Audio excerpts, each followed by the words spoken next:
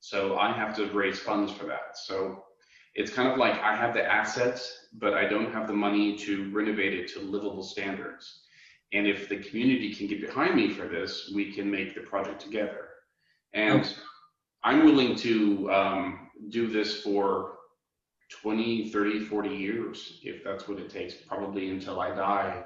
I'm hoping that since we have no children, we can possibly leave the house to the foundation that will carry it forward. So Okay. that's my hope. One more thing, and then I'm gonna let Katanya. I know you're itching. I can see you have a few questions for Jason. I want to talk about the you keep saying drag queen, and I understand what you're trying to say, but we need to be clear when we're talking to a certain audience that me and Katanya identify with and who we are trying to help. And you building a support system in the form of housing, we need to understand that sometimes we might need to identify people in a sense of just saying the LGBTQ spirit pronoun community, because it will make everybody feel inclusive. If we're Of course. talking about, there's a difference between drag and trans, but Oh, of course. Yeah, I would never wish to combine the two. I would never want to do that. but it does intertwine in some sense because some drag is trans. So now, Katanya, what, Okay. what do you think the first thing Jason should focus on with the the housing issue? The housing issue, well, he's on the first track, he's on the right track for the homelessness, but he has to really identify, because there are two things you're targeting right now. He's targeting the drag performance and the trans. So which one is he going to focus on first the most? Is it the homeless trans girls or the homeless trans people? Or because you can't focus on both together, if you know what I'm saying. Mhm. So we have to find out which one needs the most help and the ones that needs the most support. Then with that being said, you can move forward from there because you have two combining, if I get what you're saying correctly. You said you have a section for the ones that are coming in from the drag community, and then you have the trans. So we have to find which one needs the more support and which one needs the more immediate attention. Because if you're Sure. going for the homeless, if you're going for the homeless trans, not because that I'm trans, I'm going to say, well, that should be your main focus because you're just looking for the drag to actually come in and, generate funds or whatever the case may be. So that is where he has to determine which one he needs to focus on first and which one needs the most attention. I understand that. Okay. Now, Jason, now that because the reason I wanted you on the show, and Katanya, because she's very involved in the trans community, and she has great connections and great support and great information and knowledge that can help you and make things a little bit easier for you. So I'm glad she focused on you have to make a decision on what you're going to focus on first and make that your priority. Yes. And then now you say the house is 6,000 square feet. What is it that you need to put this house for the LGBTQ two-spirit community, let's say, to get it going? Because the winter months are coming and the girls are gonna need somewhere, the girls and guys are gonna need somewhere to live. It's not going to be ready by winter. In fact, by the kind of renovation that we're talking about is going to be pretty massive. Okay. How much money? Just be straight up, because I do hashtag the government and I do tweet these things on their page. These things can help you. So how much money are you looking at? What is the time frame when you want to have this house open? And that is the first move. Sure. So the house is going to need about $300,000. And that's not just going to be for repairs to make it livable. It's going to be to meet the requirements for ADA access, for anything that the city is going to require in order to house people on a public scale here. I've already been speaking with one of the city council members and about the zoning board and things of that nature. And where it go, they're not going to have any issues with it. But first, let me explain a little bit about the financial situation, and maybe that will clear things up. In spite of the fact that my husband has a good paying job, I am just on Social Security. I don't really have any money of my own. And this is my project. It's not his. I'm doing this solely on my own. So I can't rely on his money to do this. At some point, we're going to renovate this house on our own. We'll have the funds eventually, perhaps in 5 to 10 years when investments or whatever comes in, do it ourselves. And then maybe we can open our nonprofit then. But in order to make this house livable to the standards where people can spend 6 weeks to 2 months there in the quarters for those recovering or bouncing back on their feet from homelessness or whatnot, that's going to require a significant renovation. We're talking about roof repair, drainage repair, electricity, plumbing, probably installing bathrooms, probably installing, egress points and things of that nature. So it's a massive project. And I realize that. So I guess right now I'm after the planning stage, I'm in the see if the community will support it kind of stage, because it's a 50-50. I can provide the assets and the will and the desire to make this happen. I can do all the connections. I can do all the work behind the scenes doing the contractors, but without the funding, it's not going to happen, or at least it's not going to happen anytime soon. Okay, well, you have a perceived goal of what you want. Do you actually believe that this will work? Do you think? Well, yes and no. Yes and no. I believe that if I want something bad enough, I can make it happen, only because of the examples in my own life. But this is not a solo project. Do I believe it? Yes. Do I necessarily believe that the community will rally behind it and support it enough to make it happen? That will remain to be seen. Right now, all I can do is get the word out, make awareness happen. I'm contacting movie stars. I'm contacting people in the drag hierarchy. I'm contacting as many people as I know that have a huge platform. I'm raising money in contests. You may have seen one about the jewelry. Make me a TikTok. Do whatever you can right now. Not to raise money right now necessarily, but when we hit that nonprofit status, we're going to have the support of everybody in order to make it work. Katanya, can you explain to us, because I want Jason to understand, coming from a trans woman's point of view, and the fact that you're an activist, what are some of the real challenges Jason has to make after he make a focused decision on what's going to be first? What do you think is most important that Jason should be looking to do after the focus? After the focus, he should be looking to actually, who are you targeting, first of all, for your funding? Because this is going to be a lot of funding that you require, because it's going to be ongoing. So you have to actually have your funding there. And when you go out to your funders, or you reach out to people who you want to fund, what is it that you're giving back to the funder?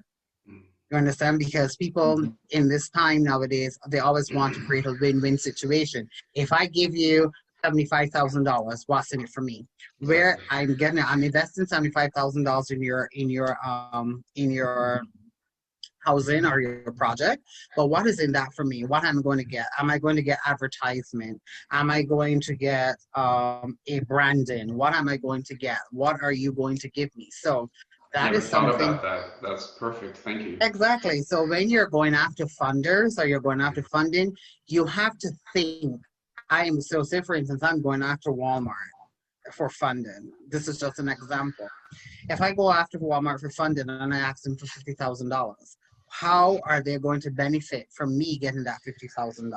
What is in it for them? Is it going to be taxable for them, that they don't have to pay taxes on that? Right, yeah. And that Are will we help going with to this, yeah. Yeah, are we going to have a gala and we are going to invite their employees? Are we going to give them recognition? Are we going to have a plaque stating this house was built with a donation? Are we going to have them to invite them to a ribbon cutting? You have to sit down. Wonderful, That's why I would wonderful. actually like to sit down with you and look and see how you're drafting your funding, because every time you go to a business is a create a win-win situation. I am investing this in you. What am I getting from you that I should Sure, put my money into this? So that is wonderful. something that you have to actually look at when after you've established your first who are you going to target. So that will be your next step. So we have to create a vision, which is what is in it for me. Mm-hmm. Great advice. Now, Jason, now I know you are in a committed relationship, and I'm, we've all been in relationships that are up and down. How does your partner play into all this? Well, as we like to put it in our relationship, he's the producer and I'm the director. He will sit back on the sidelines and will enable me either through finances or through support or through whatever way he can for me to accomplish my dreams. So in this particular instance with the hummingbird home for Golden Drag, he's behind it 100%. He wants to see the house transformed into something that's going to be useful for the community. He wants to see, quite honestly, he wants me to achieve the best that I can achieve. And he wants to see me fulfill my purpose in this world.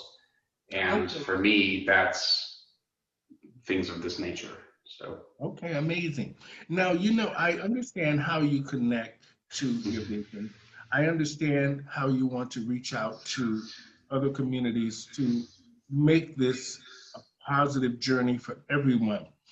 But the thing I'm having a little bit of trouble with is trying to build the foundation, and mainly for marginalized people, is something that has to be in place, like Katanya said, to get the proper funding or for people to show interest in your goals. Because marginalized people aren't the first people most businesses want to help. They do that, like she said, out of tax breaks. What can I do for you and what am I getting? I think that's where the queens come in, or kings. Let me switch that delineation to performer. That's where the performers come in. In the bylaws of the nonprofit, again, half of the house being for performance, that's a collective. It's not just people living there and paying rent. In order to be a part of that collective, you have to orchestrate a performance once a month to bring in both money or awareness for the cause and or for the house. So we have to have the performance first, because otherwise the house is not going to be self-supporting. But when it comes to funding for the renovation, I don't envision I'm going to have a lot of issues with that, and I'll tell you why. The people that I've run into so far that are willing to help me, I've been blown away by the amount of support that I'm willing to get, even if it's just word of mouth. We see every day how TikTok and YouTube and things of that nature can change the world, just, if it can get the right kind of mojo going. I don't know if that will happen in this case, but I can see that there's enough interest in it to make it happen. And once we have the nonprofit status, that's when I start hammering the big stars.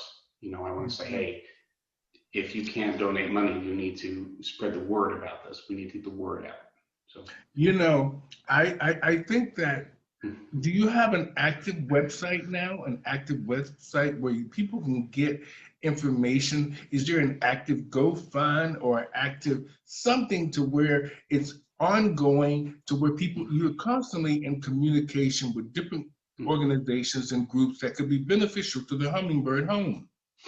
Right now, just the Facebook page and then the Facebook fundraiser. In terms of doing a whole web page for it, I've been considering it. I'm not very technologically inclined, so I might have to find help. Well, have you ever thought about conducting a GoFundMe page? Because I had considered it, yeah. it is that would be a very good idea because it's something that is really needed and it's a really good project that you have taken up. And to create a good GoFundMe page for that, you would actually receive overwhelming support. Thank you. Thank That's you. the I'll truth. do that. I'll do that And today. what demographics are you targeting? Are you, as Stephanie said, are you just targeting marginalized people? Are you targeting Caucasian, Blacks for your group? Everyone? Okay, All. perfect. Yeah. I can't begin to stress enough that I want the space, the campaign, our entire logic, our entire process to be about inclusion. I can't stress enough that even though, in fact, that's kind of what is behind my vision with the performance side supporting the nonprofit side, is that there apparently was a lot of stigma between the two worlds, and I want to bring them together. So I think this will be a fantastic way to do it. You know, Jason, our world is full of politics, and in somewhere in between, we have to find our voice and where our voice belongs. And always, the LGBT community, our voices have always not really been heard. They're like, oh yeah, okay, next. Now we're all communicating. We're making a difference. We're helping each other. We're reaching out. We're finally having some sort of a dialogue to have at least I heard you or I had a conversation with you. Not necessarily that it really matters, but you know I exist, I know you exist, and down the road, I won't do anything unless I'm pressured to do it, or it just benefits me or my business or my family. Now, where for you, I think the key to all of this, like Katanya said, is you need to set up a GoFund and just go for it. But I want to just say this, if it affects your livelihood and where you are now, with all of your benefits, all of that's going on with you, you need to rethink that if you can't go forth with the GoFund, because like Katanya said, you could raise the money you need for that house. Yeah, I think that as soon as we get that status, we're going to be cake, because it will lend legitimacy to the project. You know, it's not just some guy thinking that he can pull this off. With that, you know, with the filing with the state of New York and you know everything that comes along with that, we gain some legitimacy to it. We're able to say, hey, you can donate on a nonprofit status now. Things are tax deductible. I'm going to keep receipts like, you know, nobody's business. Make sure everything is well documented. So, you know, I think that we'll be okay. But this is a first for me, so I can't tell you how much I appreciate the advice and all the help and support. Now, no problem. You're welcome. Go ahead. I told him no problem. You're welcome. That's right. We're here to help each other, Jason. Now, we're going to get off of the funding. We have a clear, I think Katanya gave you some good information. For me, the next thing you really need to do is create more of an information outlet. Facebook is just not going to do it on its own. You're going to have to link up with some of these trans organizations, these reach out programs for the marginalized people, for the drag community that you're seeking. You're going to have to reach out to people that you know can make a real difference at the Hummingbird home. You need solid people that have solid lives, that have a solid goal for themselves, and they're willing to help you make your dream come true. And in turn, you are helping others. Now, Katanya, you explained to him what are going to be some of the challenges of, let's just say, the drag performers in the house and the trans performers in the house. What are going to be some challenges for Jason to keep order in this home? There will be challenges because there are two different genres, right? So you have the drags, and then you have the trans, and they will butt heads because they're not going to see eye to eye. It's just he needs to make sure that whatever ground rules that he's setting for the house, they abide by. And if it's possible that I know it's going to be a house, but segregation, but to say to segregate them would be very bad. But I mean, if you can keep like the trans in one area and them in the other area, but if we will still be able to mingle. You understand what I'm Oh, saying? yeah, So yeah. if you have upstairs or downstairs or east wing or west wing, whatever the case would be, that way you will help eliminate some of that feuding or some of that headbutting that they may have. Absolutely. But it all comes That's down to ground rules and education. Because if you educate them and let them know, I get it. You may be trans, you may be a drag queen, you may be a queer guy, whatever the case would be.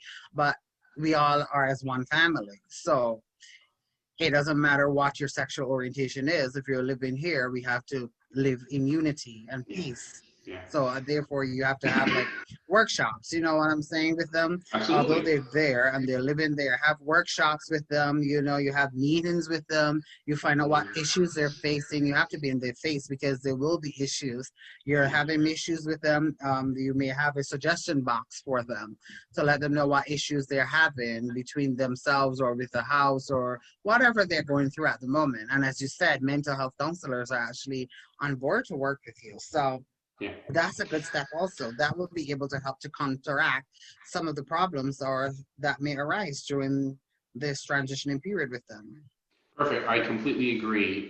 One of the things that we are going to make mandatory if you want to be a part of the collective is conflict resolution classes. Like you have to go through courses to understand what that's all about and open lines of communication. But you make very valid points. We need to have regular meetings. I need to be open to different sort of, inputs and whatnot. Every performer that's going to be living there is going to have a vote. And when issues arise that anybody has an issue with, we're going to come together and talk about it and things of that nature. So everybody's going to have a voice. Everybody's going to be able to come together. So okay, I have a few suggestions, Jason. sure. They're just suggestions. You don't have to take them to heart. I really feel that you say when you're talking, you talk about the performers and the drag queens with more ease because